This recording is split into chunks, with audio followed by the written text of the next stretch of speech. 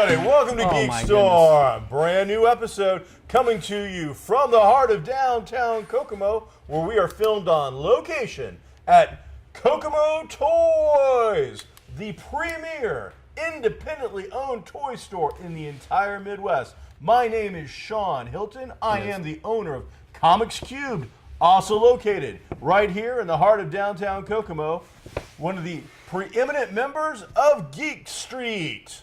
Well worth the road trip. Check it out, Geek Street. Check out Facebook, Geek Street, Sean Hilton. I also put on the Kokomo Con. Next to me is my good friend, 48-year-old Michael Allen Harrison. Just celebrated his birthday recently. We had a big party for him, a cake and everything. And then my buddy threw it on the floor. Mike, happy birthday! I don't think preeminent is a word. I'm going to look it up later. Okay. That's a stumper for me. No, it actually is. Preeminent. Right here, we will have the word preeminent and then the definition if it exists. If it's not, there's just going to be like a big X through it, and it won't be a word. So, if it is a word, Mike is going to buy me a Coke. If it's not a word, I'm going to give Mike a massage because he likes that. Sure. Alrighty, Mike. Well, it's been a little while since we've been on the air. It is. How's life going for you? Great, fantastic. You went up north or south to visit that lovely young lady you have in your life? She lives up north. North, excellent. You guys celebrate the birthday? Yeah, sort of. plans? It wasn't big plans, but we we spent the whole weekend doing stuff, but we didn't do anything big. You know, we had Activities, some like family type stuff? Yeah, some kid-free dates. We don't normally have those, and that was nice. Then swimming at the pool and stuff like that. So it was good. You had a good time? Had a good time. Any non-related geek stuff that we're not going to necessarily talk about in depth that has been going on in your life as of recent you want to share with the world? Not really. Things are going good. I noticed you've been selling some costumes lately. I have. Are those still for sale? They are. So if somebody wants to check out some amazing costumes that Mike has worn and has been awarded prizes for, he's currently selling off a small collection of your cosplay items, including Headless Horseman from... He's not headless. He's just the horseman. He's just the horseman Before at that he point. was... He's got the cool leather mask. got the cool leather and the mask. tri-corner hat. Yeah. It's a really good looking costume. It is a good costume. Somebody wants to find these particular costumes, Mike. Where would they look to get a hold of these? They can go to, the best place would probably be to go to the Facebook page called Indiana Cosplayers. Indiana Cosplayers on Facebook. There's also an excellent, if you're looking for that stuff in general, not just mine, there's also an excellent cosplay page called Heroes for Hire, No, Costumes for Sale. So it's a complicated name. It is. I actually that pops up on my feed all the time. Yeah. Every day, I'm like, what's that? Oh, I mean, every day I've got to like reiterate, what does it mean? I'm selling that. I'm selling my Captain America, Winter Soldier, which I really hate. Nice. How heavy is your Shield is 9 pounds. 9 pounds. 9 So that's pounds like of real solid metal. Aluminium. I mean, I've seen that thing, and yeah. it's impressive. Yeah. So some great looking costumes. Anyway. If you're looking to get into the cosplay scene and want to just jump straight into an award-worthy style costume, ready to go, contact Mike here at the places mentioned on Facebook, or just Mike Harrison through GeekStorm. I would imagine you can get a hold of him that way as well. So, well, congratulations on your birthday. Things are going well. That's awesome. I live another year. So, yay! Rotation around the earth. I've been running some games. I just ran a game last night for my wife and two buddies. Which one? That was a Pathfinder game. It was the first session called Dragon's Demand, which is based on one of their modules. So, keeping my geek cred ready. And then I'm also running a Giant Slayer Pathfinder campaign, which is a really long campaign. We haven't played that one in a month or so. We've been busy preparing for Origins and Gen Con. So we'll be getting back to that one next week. But the 3-player game is a little easier to throw together at a moment's notice because, hey, are you ready? Are you ready? Yes, we're good to go. Whereas a 6 to 7-player game sometimes. Right, a lot of prepreparation. Yeah. Especially starting fresh and everything, it's tough to get things going. So that's what's been going on. Season of TV has ended the official seasons, but now we get into like unofficial seasons, and your AMCs and things like that have been taken over. So, all right, what do you want to jump into? We got some time. We got some effort. You know what? Let's bring on a guest. Let's just kick it off with a special guest right off the bat. Hey, we got Matt Myers in the audience today. He puts on this thing called the Hoosier Square Dance. Square root? Oh, okay. Square thing, dance. and they just had that recently. Okay. So, Mr. Myers, if you'd come up and tell us about that, that'd be great. 1, 2. We're standing right here. There's cameras. I think this part's gonna get edited out. So, no. Moving on. All right. He said no. I'm going to assume it didn't go well then. That's sad. We usually. It's like the second or third year of it. I didn't know. I didn't know about it. He's trying to bury it. I remember square dancing in high school, or in junior high. Is it Promenade or Promenade? Promenade and Alamander. I think one is one way and one is the Alamander left, Alamander right. I don't know what that means. This entire segment's going to get cut. All right. Yep. So yeah, they had that thing that they do. It's a film festival here in Let's Kokomo. start off with some bad news. Bad news. Bad news. We haven't been on in a couple weeks, so we're going to cover a lot of stuff. But Your ears are still small. that's not bad news. I like my ears. You got crow's feet around your eyes. So they're maturity lines.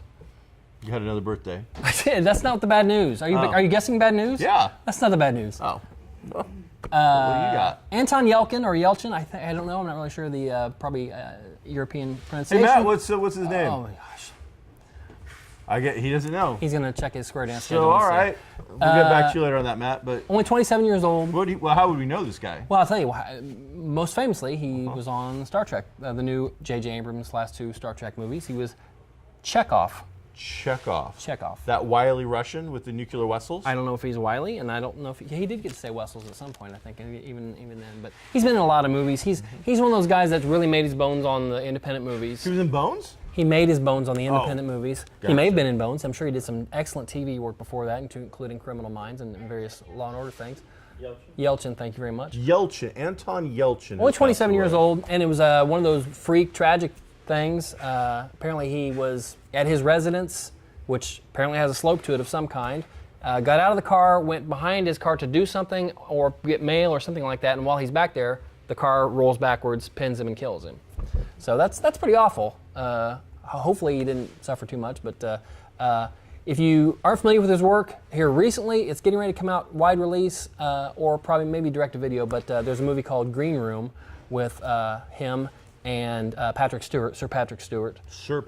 It's an excellent movie. I just watched it the other day. It felt very claustrophobic. It felt very like, what are they going to do? You know. What is the Green Room consist of? The premise is it's a super low time punk band. You know, they're just making gas money to get across country and that type of thing, and they're even stealing gas, siphoning, things like that.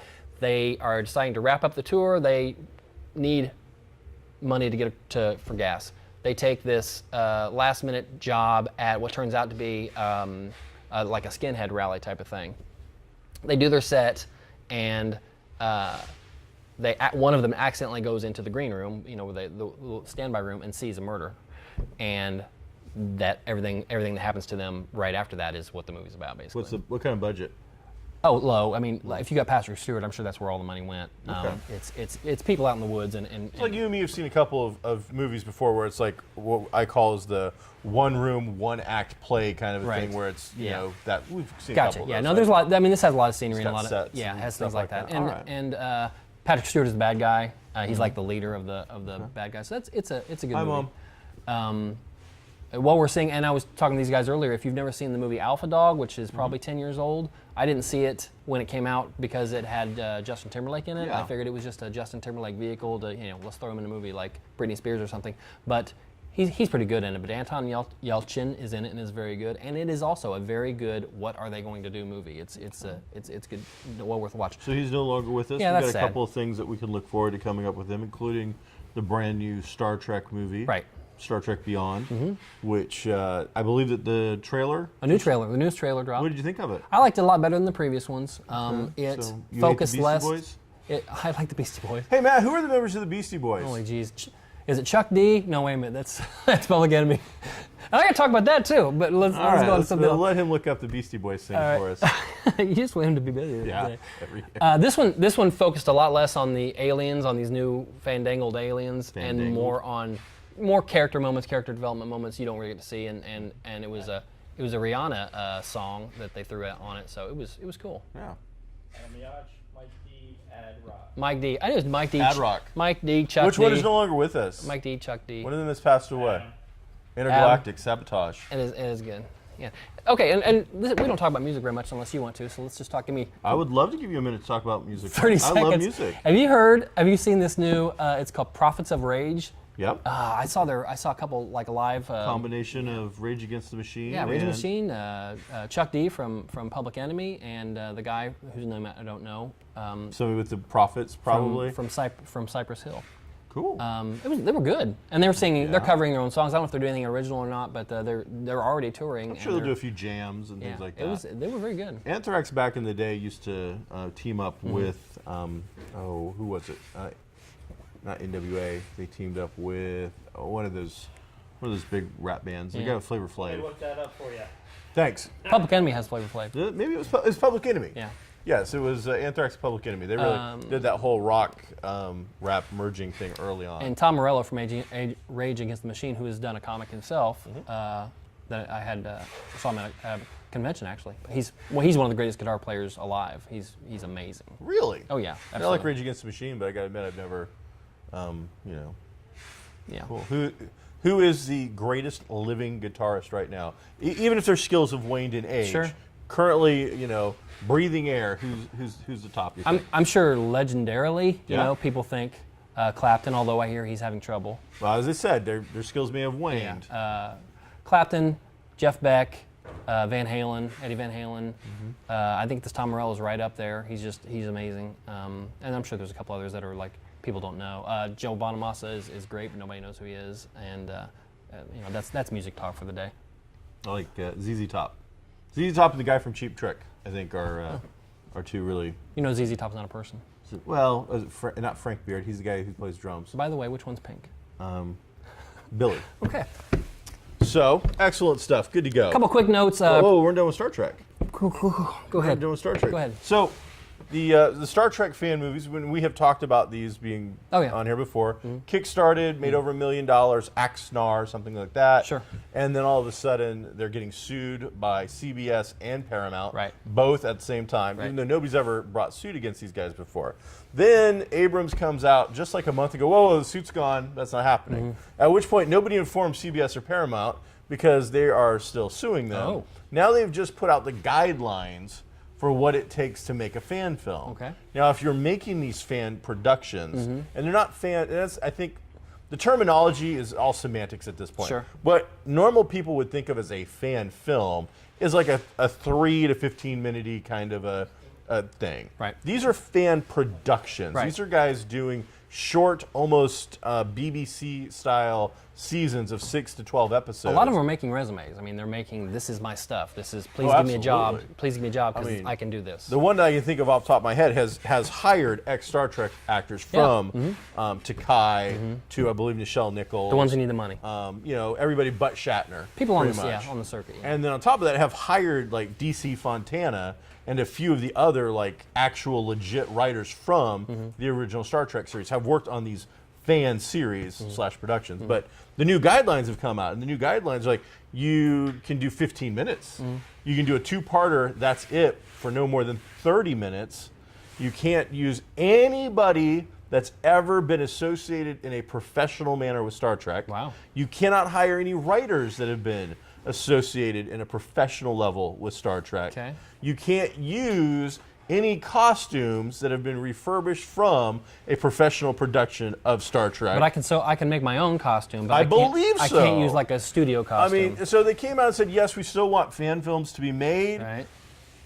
but they really want, in the truest sense, like kids with camcorders at this point, Right. maybe using little digital effects at best. They do not want these high-end, Yeah. professional, slick, glossy productions anymore. Right. They're definitely trying to shut down on that. But this is like the big anniversaries for Star Trek this year. This is like, I think, 50 for them. And here's where I think they're looking at it all wrong. And I'm sure they have numbers they've crunched and things like that. They're looking at it like somebody's making this and we're not getting any money off of it. The way they should be looking at it is they're out there building our fandom for free, and that will make more people like it. That will make people who don't really know much about it maybe like it. And when it comes time to throw our stuff out there, they'll come see our stuff. Oh, yeah. That's free advertising and free promotion and free. You know what? You should have said, just do what you want, because you're going to anyway. That is the world works. We can send out cease and desist. But once it's on the net, we can't make it go away. We can Right. sue you into oblivion. Right. But you can just claim bankruptcy and walk away from all that. That's one thing So Lucas here's has the been new much better thing. on. You will put our disclaimer that we professionally made on every single thing. And it will include ads for our channel and our movie and all of our... You're going to advertise, whether you like it or not, our product. That's and if stock- you don't like it, then you don't get to play the game. That's stockholder stuff. So, yeah. And this is also geek related, but in the world of stupid lawsuits. Ooh, stupid. Just this in. Oh. Okay, so in the world of, I won't say frivolous lawsuits. Frivolous, unnecessary. Unnecessary, I think. Trumped up. Soon to be let go lawsuits, I think, anyway. Okay, Cinemark. Cinemark. Which is... is that the people who make the cinnamon rolls? No, that's Cinnabon. Oh, I thought that was like a healthcare thing. No. That's... Caremark? I don't know what that is. Caremark? All right, it doesn't matter. So Cinemark is a movie theater? It's a chain, yeah. I've never heard of it. Well, they're around. And, okay. Are they a Midwest thing or is it a regional? Yes. Okay. Actually, when I go up to Mishawaka, if we have our druthers, we go to that one because they just remodeled with they have the recliners. Oh, and, so they're nice. Yeah. And not all of them, but this one did some maintenance. It's a big chain. Regardless. Okay, so back when Dark Knight Returns came out, I believe it was, when the guy went in and shot a bunch of people up. Yes. Okay. Yes, that was in what, Oklahoma? I don't remember. Someplace. Hey, Matt, could you look up that for us, please? Thank you. I don't want to get that wrong. That's an important. I think it was Missouri, but I'm not positive. Regardless. Okay. Okay, that was quite a while ago. Yeah. The families of the victims were suing Cinemark. Okay, for whatever reason, and you can agree with that or not agree with that. Okay, that's fine. It doesn't matter at this point. The court awarded the decision to Cinemark, saying it's not their fault what happened because the guy went out and came back in and all that. So, and again, you can agree with that or not. That's up to you. Aurora, Colorado. Aurora, Colorado. Okay. Thank you. So, but now Cinemark is suing those families for legal fees, which amount to about $700,000. So there's the rub. Now I read one article that said, well, they're only doing it to prevent appeals because they think that's a strategic legal maneuver in order to prevent the families appealing the ruling. But and I just saw it on one like Collider or something, one of the geek sites. But if that hits like the mainstream, because that's all Robin Meade has to say on TV is theater chains suing victims' families for $700,000, and that'll be over like right now. They'll just drop it regardless. They'll just eat the $700,000. Really? I mean, at that point, it's already out there. Once somebody says it on a real news, mass. Well, yeah, I'm saying, that's what I mean. But once they say it once, why then am I going to drop it? Because I need the press. I need hopefully to call Robin Meade and say, okay, I know you said this at 9 o'clock where everybody heard it, but if you could just squeeze it in somewhere that, okay, we decided to drop the suit, that'd be great. Okay. You did get the bad press, but all you can do is try to repair it.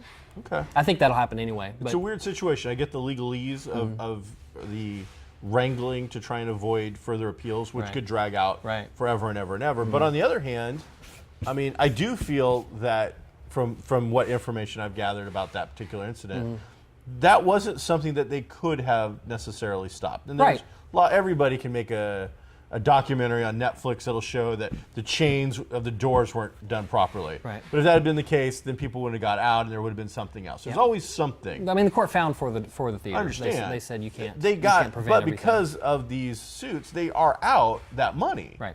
I mean, it's a horrible tragedy. It is. I'm not trying to say that, but it is. The minute you decided to go after them for money, you upped it to a different level beyond all this other stuff, and you cost that cinema a ton of money in an instance where normally a lot of these theaters are losing money to 70-inch screen televisions and bootlegged versions. So, yes, I feel horrible that those people, had to deal with their loved ones being slain in this horrible tragedy. But you're the ones that decided to drag it out and sue these guys. And quite frankly, a lot of time, and I'm sure people, no, it wasn't it. They were trying to make it more safe. Right. It smacks of paycheck to me. They just. I mean, anybody. If you sue me and I win, I am allowed to sue you for those things. You should not. You shouldn't have taken me to court. The court says you shouldn't take me to court. That's fine. You owe me money for this. The problem is, and tragically, these things happen so often now that we kind of forget when that was. We didn't even know where it happened, that type of thing. But now it's hit another news cycle. It's fresh, and Cinemark and shooting is out there again in people's minds. So it's just a bad idea overall. Yeah. That's bad. You want to talk about Origins? You don't have to. I had a good time at Origins. Origins has become Origins is a game convention held about 2 weeks ago. So usually in the middle of June to early June now. in Columbus, Ohio, at a lovely convention center. Columbus has a beautiful downtown area that is absolutely perfect. It really does. For holding conventions. It really does. It's similar to Indy in that Family fashion. eateries close with legitimate walking distance. Plenty of parking all around that area. And it's become kind of the alternate to Gen Con, which is our hometown convention now. Right. It's been going over here for over a decade. Love Gen Con. I do a lot of games. I do a lot of stuff for Gen Con. But a lot of people are getting to the point where Gen Con has gotten so big. Right. It's so crowded. It's so hard to get anything because things are sold tickets. I think it's number 9 in convention size of any kind around the world. Really? Yeah. I mean, it is an impressive situation. But like, I will go to Gen Con and I run a game. Matt, look that up. And when I run a game, I run it for 6 people at a time. Now, I run this game multiple times throughout the thing, but only 6 people. Right. I'm only going to get to run this game for maybe 60 people to 72 people all convention long. And they sell tickets to that. Now, the tickets are only like $2 a ticket or something like that. But they're gone like that. I mean, they're gone so quickly that people can't get them. There's a fervor. There is, and I work for a company that happens to have a really good presence at these cons, and their stuff sells out even quicker. So people are having to pay a lot of money. The convention itself is fairly expensive. Parking can be somewhat difficult. Getting a room can be very difficult at this point. And then getting into the events themselves can also be a little bit difficult. And again, love Gen Con, but these are part of the growing pains of having such an amazingly successful convention. Origins has been struggling the last couple of years, and it has had some issues. And with that, their growth has been a little slower, and it has now started to siphon off a few people who are looking for a convention that has a Gen Con-like feel, but on a much smaller level, much more manageable.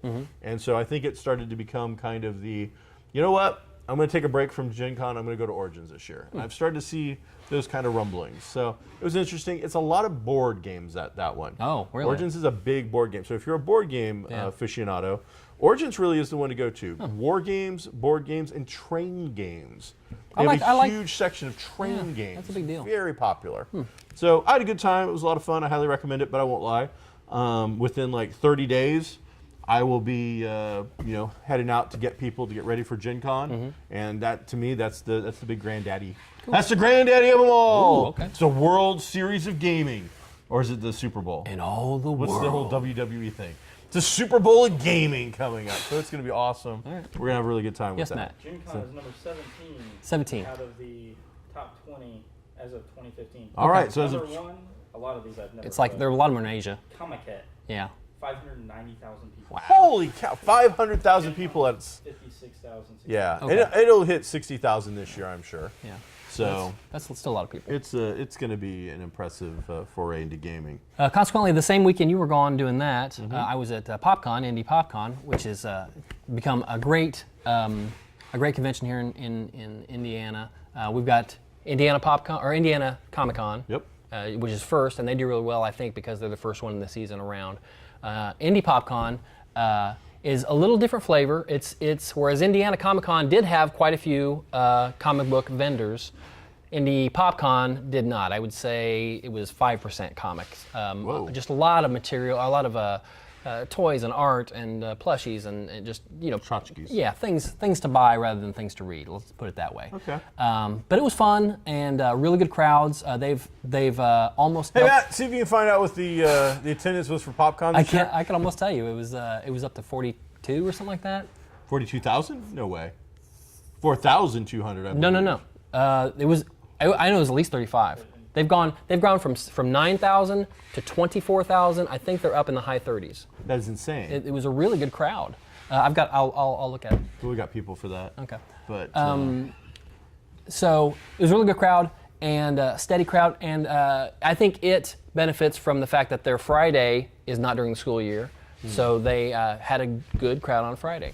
It was good. It was fun. I was at 501st like always, and there was a really good deal right in the booth right next door was an energy drink. Had like a bunch of booth babes, but they had like 4 booths. It was a long thing. what was the drink? G Fuel. How much did you say? I think it's high 30s, low 40s is what PopCon was this year. That would Last year they had 24,000. Right, I knew that. It doesn't say what they. All right. I'll have it for you in a second. 24,000 is still for 'Cause I got- as young as that con is. Yeah, 'cause it's only the like third or fourth fourth year. Yeah. So the Kokomo con's going on 7 years. Next time he's here in a second when he's going on and on about something, I'll look at it. But it's so they had the G Fuel, and I think for It was a great deal. well, it was a good deal because you could sample. They had like 12 different. They had like those big, see-through coolers where you could sample whatever flavor you wanted. But if you bought their tumbler for $5, you could have all you want all weekend long. And there's 40 of us right next door, so we had that all weekend long. Tumbler, please. And it was, but it was pretty good, but it wasn't great. Anyway, so it was a good crowd, and Was it an energy drink you said, or is it just? It tasted like Gatorade versus Powerade? It tasted like the. What are you doing? I know I'm trying to do that. Stop Another doing right. that. You know when you shake. Put your hands on the You table. you put the powder in your water bottle and shake it up. Do you? It tasted like that with just a little bit of kick. Can you show me how you would do that? It wasn't. Okay. I take it like this. I don't know how to do it. That's great. So All right. that was fun. And Matt Hoffman and I did a couple podcasts while we were there. Did you do the cereal one yet? We did that one. Well, how about the cereal? All right, so Mike is a member of the 501st, which is a very well-known Star Wars costuming group with very high standards. Sure. Not just saying that to be egotistical. They have a guy whose job it is to look at your costume and tell you no. No. And then you have to make changes. No. And you have to make changes. And That's a pop. so that's so it's a legit thing. It's Yeah. well known. They get called in by Lucasfilms to do stuff. The first one we Now, did was Matt is the head of the local region. he's the head of the Rebel Legion, the good guys. Okay. And he's also the coordinator for the bad guys. So we troop together, whatever. That's fine. So you guys are doing some podcasts. Yeah, one we did was called Resistance Radio, which is a Star Wars podcast. They happen to have a table there, and they asked us to do a panel that they turned into a podcast. Okay. And we basically talked Geek. yeah, stuff, Rogue One and whatever stuff was going on. And it was good. They were good. They knew a lot about what they were What's the talking name about. of that podcast That's again? called Resistance Radio. Resistance Radio. Yeah, that's check them out. Right. The other one, which was a little more odd and more fun, was called Flannel Cakes. I don't know why. And basically every week they take a cereal and As in a breakfast food. breakfast cereal Okay. of their choosing and a cartoon of their choosing, a 30-minute cartoon, and they watch it and then they critique it and they talk goofy stuff and they talk geek stuff too, but they spend a good half of their time talking about those two things. And it was interesting. Was it at Popcaan that you did this? No, Or no. was this- This was the day after Popcaan on right. Monday. And what was the cereal that you were eating? The cereal they chose was a cereal that must have come out for The Force Awakens because it was a Star Wars Force Awakens, but it had little droids and stuff with it. It tasted just like Lucky Charms, really. Okay. And my comment was just like The Force Awakens. I think I can wait another 30 years before I have this cereal again. It was not.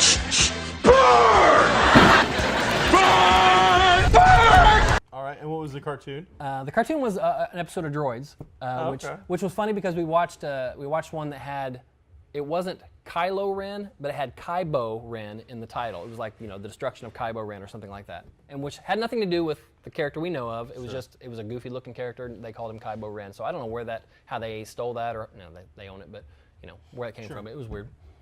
So speaking of Star Wars news, Yes. Rogue One, we are hearing that the original voice of Darth Vader himself Great. will be returning to film, or has got his voice in the can for Rogue One already. So the great James Earl Jones has returned. I'd heard that Vader. They finally confirmed that Vader is in it, and I hadn't heard James Earl Jones, but I would assume they would get. I heard James Earl Jones. That's awesome. So, That's I awesome. didn't hear anything about David Prowse, but at this point, I don't think he could stand up, and I believe he's still persona non grata at everything. Yeah. So, in other Star Wars news, There's more? this just in, 3 minutes. Samuel Jackson has confirmed that Mace Windu is not, in fact, dead and has survived his encounter with the Emperor Palpatine. he wasn't the Emperor Palpatine at the time. He wasn't. He was Chancellor Palpatine. All right. Yeah. So, what about this shocking revelation, Shocking, Mike? he said. How does it affect you and your thoughts about Star Wars? In no way whatsoever. This falls into the category of a guy who did a thing, says, well, yeah, I could do this. Or I could be in another thing, or whatever. I think he's alive. That's it. Okay. I don't think it's... Tell me how he's alive. Yeah, it's movies, it's TV. You could, Buffy's how's he died dead? 3 times. Well, he fell. He got the crap zapped out of him, and then he went through the window and fell. Fell. Yeah, but we don't know that. We didn't see the body hit. No. Nothing like that. He had his hand cut off. Yeah. I think we can attest that a lightsaber cutting a hand off does not in fact kill you. Right. And we've seen Anakin fall too, and then grab a speeder and take off. Yeah. Who knows? I have to say that when I saw that scene, and they didn't show him like lying at the bottom. I mean, I understand you're not going to show the impact, but when they didn't do a cut scene of him like on the ground dying and like reaching out for the lightsaber and then going limp, I did think, well, he's not dead. Well, and that is an odd thing in that, you know, in episode 1, when Darth Maul died, they went back after some screenings and they cut him in half. They wanted people to know that he's dead and not worry. Dead, gone dead. We don't want people anticipating him coming back. Sure. Because he's not coming back. And they didn't do that with Mace Windu, who's still also a popular character. He then came back. Mace Windu did? No. Oh, Darth Maul. Darth Maul he came did. back. He did. With his brother. Well, Savage Opress. he half came back. Well, half of him did. Well, half of him was gone. Right. But then he came back with like a cool spider body or something, as I recall. Yeah. So it was pretty neat. I so dug the Clone Wars. That was good stuff. You did like We only it, got yeah. like a minute to go, and I don't have any super cool thing to kick us out with. So what do you got? What do you want to finish up with today? It's all you, man. A couple quick notes. We're going to see Superman on Supergirl this season. He's supposed to be in at least the first 2 episodes and maybe some after that. Who's playing Superman? It's a good-looking dude with a lot of muscles. So not anybody we know. Not Brandon Routh nor no previous actors. No Tom Welling. No, Really? Why could you not get Tom Welling back? I don't know the answer to that. That's just dumb. I don't know. I saw that a Harry Potter guy, Tom Felton, Draco, was coming to the Flash. Yeah, but it was a character that we have never heard of before. He was just another, like, you know, it turns out, you know, Barry's not the only CSI kind of guy they got. Right. So this is the, you know, another, maybe the guy works a night shift or something. It could be. He could be just, he could be the guy that does the... So I'll tell you what I have been watching Go as ahead. we go out. Go ahead. Because I think we need to talk about probably the most exciting end of, you know, season finale of the year. And I think you're up on it, right? There's like, everybody's talking about it. It's huge. Okay, what is it? So The Good Wife it's not going to be what I thought it was. With the season finale and the end of the whole thing. So it's on Amazon. I'm watching it now. The Good Wife is such a good drama. It is good. I don't know why, but I mean, it really is. I can't stop. I can't stop, Mike. Really? I want to watch every step. Well, they've introduced, who's the guy who plays Negan? Jeffrey Dean Morgan? Jeffrey Dean Morgan's in it. Man, I'll tell you what, man. Jeffrey Dean Morgan is just one hot dude. He's got it all. He is the complete, total package. So, and all they have him do in this show is basically do like that smile, that weird, like, I'm a bad boy smile. And I'm like, why is she just not all over the top of him right now? Like, the minute she's got like a young daughter helping her out, and he's like, you got to hire him, Mom. You got to hire him. Whoa. And I'm like, yeah, I know what she's thinking. And I'm like, she's single. Why is she not like all about that? So I don't know about Alicia Florrick sometimes. I think. I heard that show is that's the series. It's over. Okay, but it's getting a spinoff of some kind. I don't know about it, but it wouldn't surprise me. There's enough characters that are involved. It was one of those things where it had an ongoing cast for a long time with Elisa Margulies or whatever her name is. Julianne Margulies. Julianne Margulies from so ER close. fame. I'm going to give you that one. She's definitely the star, but there are so many characters that have been wrapped around it. The guy who plays Carrie Agos was the boyfriend on the last There is a spinoff. 2 or 3. What's the spinoff? Mrs. Myers? Who's What do you got for us? CBS says it's a go on All Access. it's going to be on All Access. Christine Baranski Okay. prises for the Who's Christine Baranski? The one that was in the Grinch movie. Oh, really? Yeah. So the older Popcaan was 37,000. 30. Wow. I'm surprised about the Diane character getting a spinoff only because she's an elderly female I know. character. I want to get it in before we left. I'm incredibly surprised. 37,000 Yeah. from what they said 9. It would start out 9 the That's first year. amazing growth. As a 9, guy who puts 24, on a 37. small show, Yeah. that's growth. That's just crazy. And they even had a couple of guests. Especially when big you guests talk- dropped out. Gen Con's 54. Now we don't know whether that's turnstile or whether that's unique. I'm going to guess that is turnstile attendance. I'm assuming which that- means don't like they- don't every they think time that- you went through. Don't you think they all? I mean, it's badges sold. They don't have anybody checking. Oh yeah, no. Gen Con does. They can tell you unique versus turnstile. Well, only in that you bought a 1 day or bought a 3 day. Well, they can tell you how many people went through each day, and they can also tell you how many unique things. Like my 3-day badge doesn't count 3 days; it counts as one person. Right. Whereas turnstile, it does count 3 days because each day I went into the dealer's hall. Do you think they all keep track the same way? I would imagine most of the big ones have to if they want to promote that. Yeah, that's a big deal. So You anyway, know. 37,000 is a lot. That's a huge, impressive number. Yeah, absolutely. Well, that's GeekStorm for the week. We didn't talk about a lot of things. No, we didn't. No, so we'll try to hit them next week. What do you want to talk about next week? We're already over. It Oh, doesn't we'll really talk about matter. the Game of Thrones finale and Great. and I'll bring a book. what? Oh, yeah, I'll just bring another person. No, I wouldn't bother. I've read one of those once. That's it. Thanks for checking out GeekStorm. Don't forget, come down here to Geek Street and check out Comics Cubed, Kokomo Toys and Collectibles, American Dream Hi-Fi, and Goblin Games. See you next time.